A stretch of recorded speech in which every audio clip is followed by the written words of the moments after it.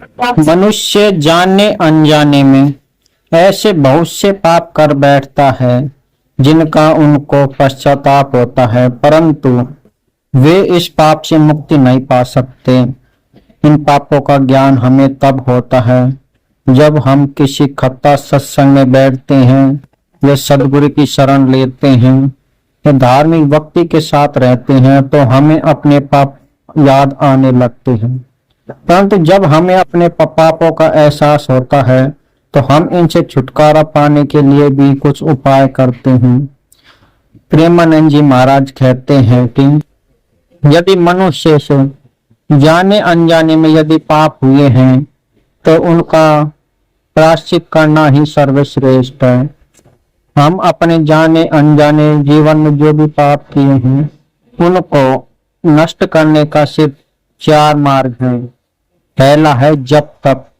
कहा जाता है कि जप के द्वारा हम भगवान के जप के द्वारा अपने इस जन्म के और पिछले जन्म के सभी पापों को नष्ट कर देते हैं।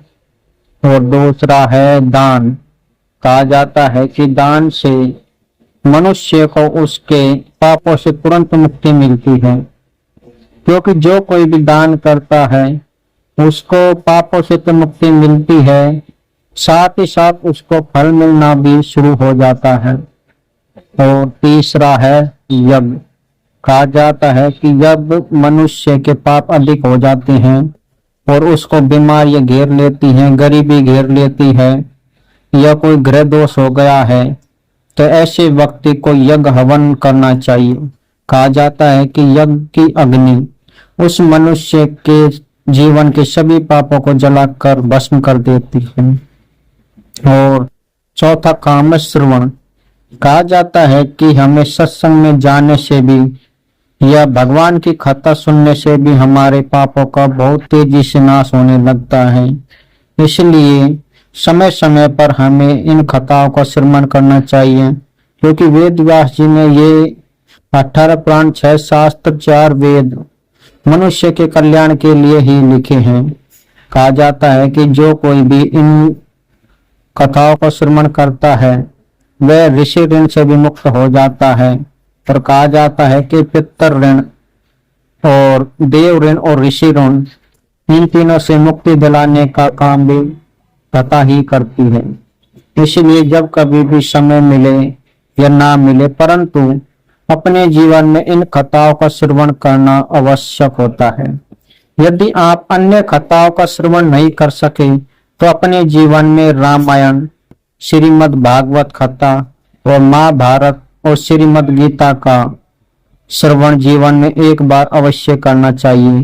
कहा जाता है कि जो कोई भी इन चारों धार्मिक कथाओं का श्रवण कर लेता है वह अंत में भगवान विष्णु के वैकुंठ को प्राप्त होता है, चाहे उसने जीवन में कितने ही बड़े पाप क्यों कर नहीं कर रखे हों। कहा जाता है कि इन कथाओं को श्रवण करने से, रामायण का श्रवण करने से मनुष्य के चरित्र पवित्र हो जाता है और तन मन ये तीनों पवित्र हो जाते हैं। और कहा जाता है कि महाभारत का श्रवण करने से मनुष्य को यह ज्ञान हो जाता है कि हमें जीवन में कौन कौन से कार्य नहीं करने चाहिए। और कहा जाता है कि श्रीमद् भागवत कथा हमें यह सिखाती है कि हमें अपनी मृत्यु को सुधारने के लिए हमें कौन कौन से कार्य करने चाहिए। और श्रीमद् गीता हमें इस संसार से मोक्ष का मार्ग दिखाती है कि हमें किस प्रकार इस माया रूपी संसार से विजय प्राप्त कर सकते हैं, किस प्रकार अपने मन को स्थिर कर सकते हैं, किस प्रकार अपने मन को भगवान के चरणों में लगा सकते हैं। यह ज्ञान हमें श्रीमद् गीता से ही प्राप्त होता है। इसलिए अपने जीवन में कथाओं का श्रवण भी अवश्य करें। यदि आप इस कथा से सहमत हैं, यदि आप भी अपने पापों से मुक्ति चाहना चाहते हैं, तो इनका जप तप यज्ञ और श्रवण इन पर विशेष महत्व दीजिए, क्योंकि जीवन मनुष्य को एक बार मिलता है।